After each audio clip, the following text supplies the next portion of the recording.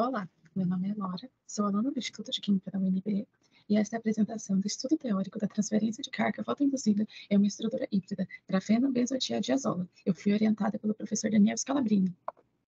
Os materiais à base de grafeno são foco atualmente de um dos maiores esforços coordenados da comunidade científica, uma vez que eles possuem um potencial de desenvolvimento tecnológico em diversas áreas, entre elas a área da fotossíntese artificial, que visa obter os mesmos resultados dos sistemas que ocorrem naturalmente, que são altíssimos. Neste trabalho, portanto, realizamos um estudo teórico de um material com característica de captura de energia solar, baseado na teoria do funcional de densidade, investigando, em nível molecular, os efeitos competitivos da ligação covalente entre o grafeno e o cromóforo e o aumento do tamanho da conjugação, utilizando o núcleo orgânico de benzotiadiazola, que apresenta um forte caráter receptor de elétrons e que, adequadamente adaptado ao sistema, permite que o sistema absorva a radiação na região visível do espectro eletromagnético. Logo, neste trabalho, nós construímos estruturas moleculares no programa Gauss-View. Nós temos na figura 1 as nossas estruturas de DBTD, monômero, dímero e trímero, e na figura 2 a nossa estrutura da nanofita de grafeno, e desta mesma ligada ao monômero e ao dímero. Nós realizamos cálculos quânticos para ilustrar as propriedades dos sistemas híbridos do grafeno ligado a DBTD, baseado na teoria do funcional da densidade. Nós realizamos sistemas que ocorrem naturalmente, que são altíssimos. Neste trabalho, portanto, realizamos um estudo teórico de um material, um benchmarking preliminar de diferentes funcionais com correção de longo alcance para avaliar a exatidão da descrição optoeletrônica dos sistemas investigados. O monômero de DBTD foi considerado e sua geometria foi otimizada com 7 funcionais distintos. E a energia total foi considerada como um parâmetro-chave de análise. Logo, nós utilizamos funcional com menor energia total após a geometria ser otimizada.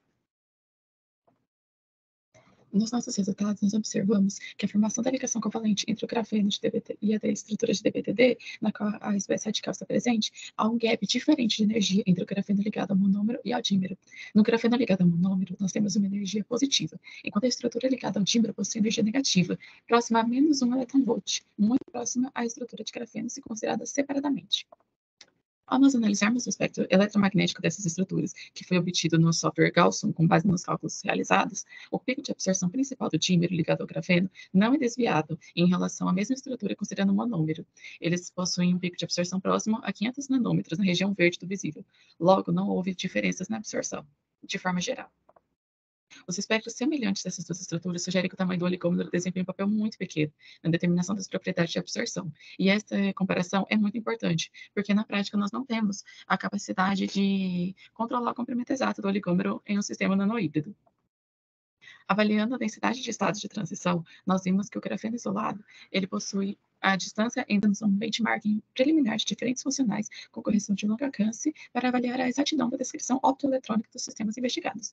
O monômero de DBTD foi considerado e sua geometria foi otimizada de transição muito próximo de quando ligado ao monômero e ao dímero. Logo, eles não sensibilizaram a molécula de grafeno, porque a distância entre os estados de transição é basicamente a mesma.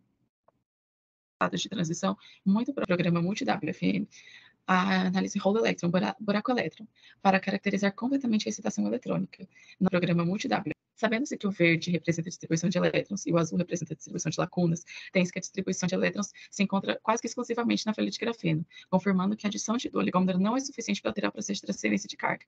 As transições que envolvem o grafeno e o cromóforo apresentam uma força oscilador tão baixa que pode ser considerada proibida. A análise com o dímero foi realizada da mesma forma que a análise realizada com o monômero, e nós obtivemos o mesmo resultado.